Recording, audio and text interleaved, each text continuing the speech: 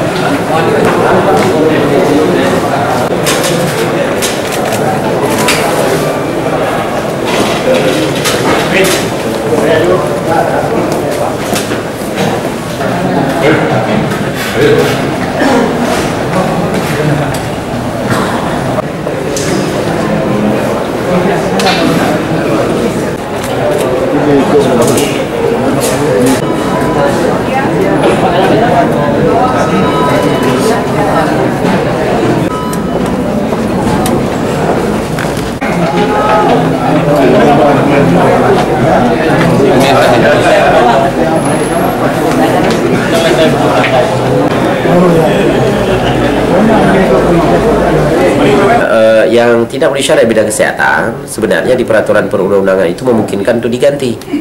Untuk diganti, misalnya di Taming itu sudah diganti, ya.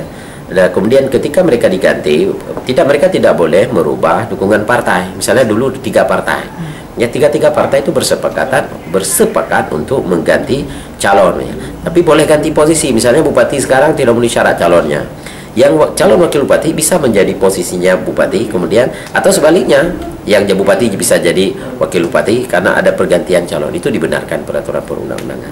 Kemudian juga memenuhi syarat seperti tadi, ijazahnya, mereka ikut lagi tes kesehatan, ikut lagi uji baca Quran, kemudian ijazahnya dilegalisir, ada surat keterangan di pengadilan bahwa dia tidak tidak dicabut hak pilihnya, SKCK dari kepolisian, semua harus dilengkapi dan ini diberikan waktu sampai tanggal 7 maksimal 7 bulan Oktober ini. Sudah diperpanjang?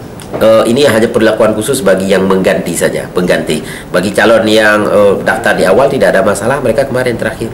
Nah, ini khusus calon pengganti saja, diberikan kesempatan sampai tanggal 7 untuk melengkapi berkas semuanya. Aceh damai, Aceh ku memilih.